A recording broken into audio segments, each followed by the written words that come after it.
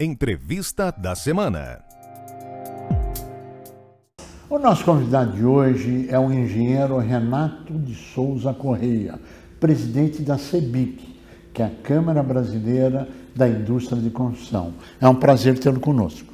Prazer por estar aqui e poder conversar um pouquinho sobre o mercado da construção civil no país. Muito prazer. Eu acho que existem grandes desafios, grandes vitórias e grandes problemas. Um deles, eu acho que o tema da reforma tributária deve estar em pauta indiscutível na Câmara. Qual a sua visão? Bom, nós passamos por um primeiro momento que é a aprovação da PEC, né? O projeto de emenda constitucional, que definiu as diretrizes básicas, a estrutura conceitual, né? Do regime geral. Sim. O que nós pleiteamos naquele momento foi que o setor da indústria da construção e o imobiliário ficassem num regime específico. Sim. Isso tem suas razões. Isso foi uma vitória. Claro. Né? Por quê? Porque o setor é de longo prazo, né? É feito no local, não circula. Né? Então, é diferente. É diferente. Então, ele, assim como no mundo, precisa ser tratado de forma diferente. E o outro objetivo nosso é não aumentar o preço do metro quadrado dos imóveis em função da reforma tributária, porque nós trabalhamos com um bem de primeira necessidade, que é a habitação, ou a infraestrutura, a rodovia, a escola, o hospital. Né? Então, a sociedade não pode pagar mais caro do que já vem pagando. Né? E é isso que a gente pleiteia. Agora, essa discussão vai começar em breve no Congresso Nacional.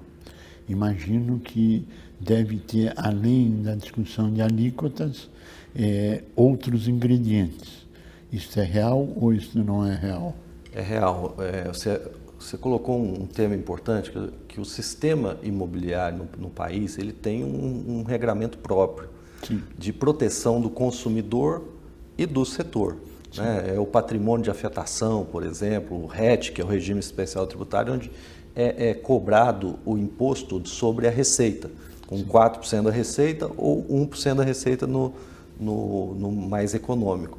É uma maneira que o banco sabe como trabalha, o cartório, a prefeitura, o cliente. Então, a gente entende que é importante, nem que seja no período de transição, como nós somos uma indústria de longo prazo, manter algo similar a isso. E, como opção, entrarmos num regime não cumulativo, que é o do IVA, com uma alíquota que seja adequada a não subir os preços. Basicamente, se eu puder explicar muito sucintamente, o que a gente entende, que a gente vai começar a discutir agora, é isso. Em síntese, é não ter aumento da carga tributária e manter uma estrutura funcional. Isso. Perfeito. Exato. Mas isso tem uma razão, né? Claro. Que são os 6 milhões de moradia que estamos com ela, em termos de déficit habitacional, muito resiliente no país.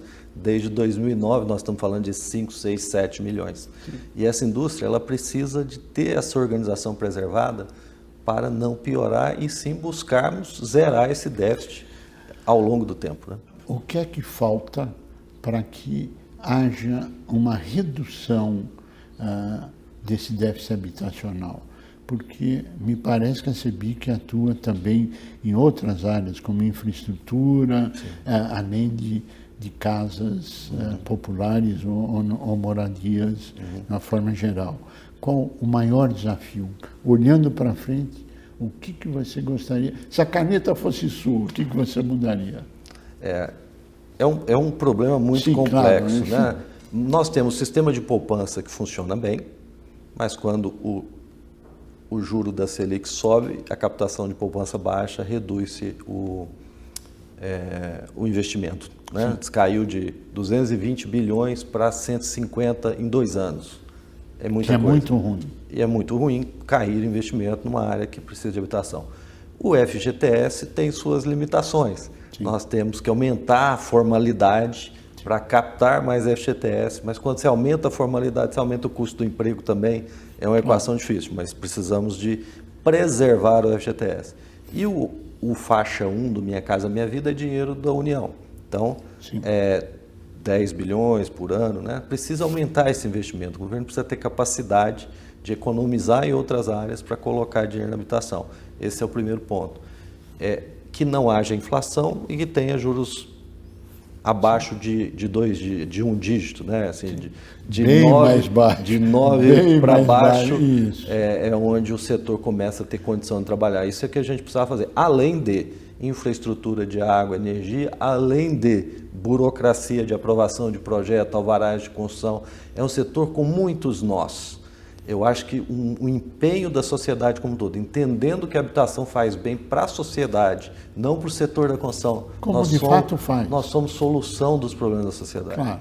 Uma habitação traz uma condição de desenvolvimento econômico daquela família, de estudo, de educação, e que me parece meio não percebido pela sociedade brasileira. Pra você ter uma ideia, quando a pessoa compra o primeiro imóvel, ela financia em 35 anos. Porque a capacidade de pagamento dela é 30, 35 anos. Só que ela quita em 12 a 15 anos. Na média. Na média. Por quê? Porque ela se empodera daquela residência como um instrumento de melhoria da vida dela. É muito interessante. Agora, nós estamos num momento onde se discute o PAC, se discute infraestrutura, se dá abertura para investimentos estaduais e municipais. Como é que isto está impactando ou qual a sua visão de futuro desse cenário? O PAC é um projeto muito importante para o Brasil que dê certo. Sim. Nós estamos falando de saneamento, de estrada, né, de escolas, nós estamos falando de Minha Casa Minha Vida, engloba, Sim. Estamos falando de energias renováveis, né? Nós estamos falando de defesa, né? O mundo está num clima mais bélico, né? Tudo isso nós temos. O Brasil é um país muito atrativo. Eu acho que nós temos que preservar, sim, e até investir um pouco em defesa também. Então, o PAC, ele depende de dinheiro da União, ele depende de financiamento do BNDES, ele depende de empréstimos de maneira geral e depende de investimento da iniciativa privada. Sim. Aí é onde nós precisamos melhorar as condições do ambiente de negócio. A CEBIC trabalha nisso, que aumentemos os investimentos e a melhoria do ambiente de negócio no setor da indústria da construção e no país como um todo. Então, a segurança jurídica, a segurança empresarial são temas que facilitariam o acesso a esse capital e a esse investimento em infraestrutura que o país tanto precisa. A nova indústria brasileira. Mais um programa importante. Mais um programa, sem dúvida. Qual a avaliação da CEBIC sobre o NIB? O que nós gostamos é de políticas de longo prazo. Claro. Isso tem uma faixa de 10 anos o projeto. Outra coisa que a gente gosta é de que se fale em planejamento. Qual é a nossa cultura de planejar? Né? Nós não temos cultura de planejamento, mas alguém precisa fazer. Sim. É uma iniciativa que envolveu 20 ministérios, 20 setores diferentes, mais o BNDES. Construiu-se uma hipótese de melhoria da indústria. Esse é um ponto muito positivo que nós temos que valorizar. Segundo, não existe bom plano com mau acompanhamento que dê certo. Claro. Muito mais difícil de fazer do que fazer o plano é fazer a gestão e o acompanhamento. Sim. Planos ruins, com bons acompanhamentos, podem ser corrigidos ao longo do processo. Imediatamente você vai identificando os resultados Sim. E corrigindo.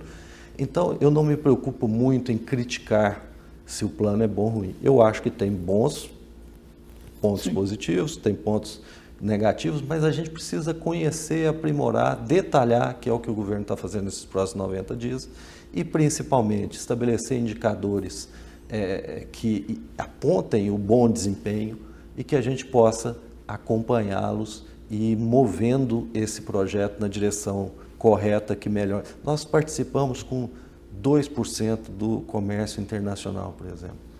É muito pouco. É muito pouco. Um país que é a nona economia do mundo. Sim. Então, é preciso realmente incentivar essa indústria que a gente possa competir. Nós estamos apoiando o NIB aqui no CIP, nós estamos apoiando. Também, né?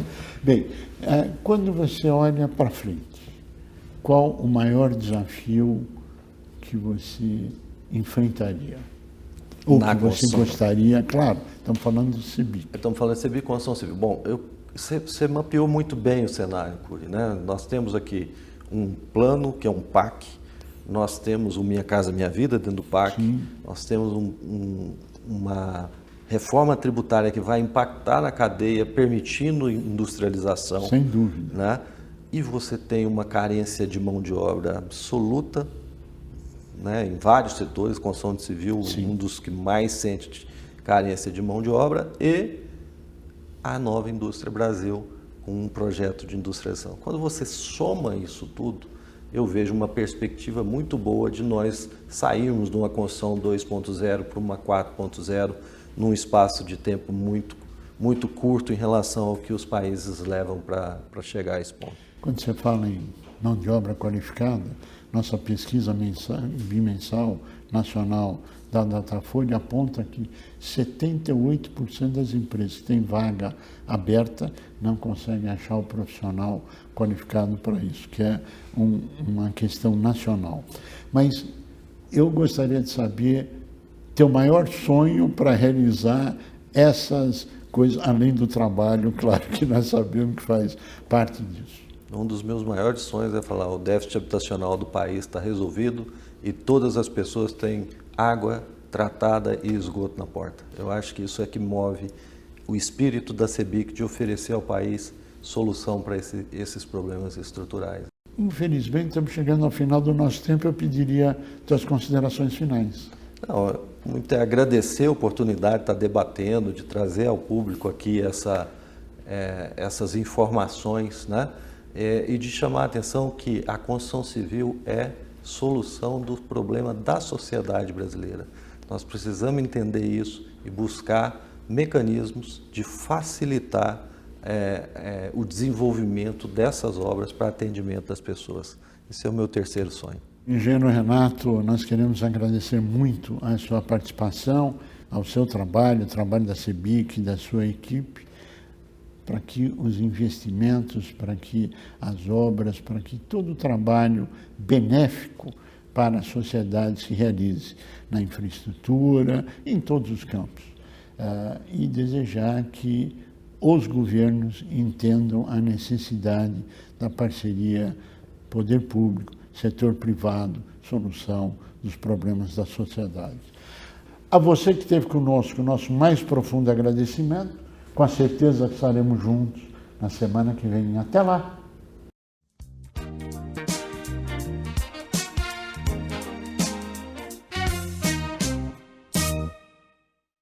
Clube Simp Vantagens. Um presente para você que utilizou ou utiliza algum serviço do Simp. Economize seu dinheiro em mais de 300 estabelecimentos com descontos de até 60%, serviços gratuitos e sorteios para você.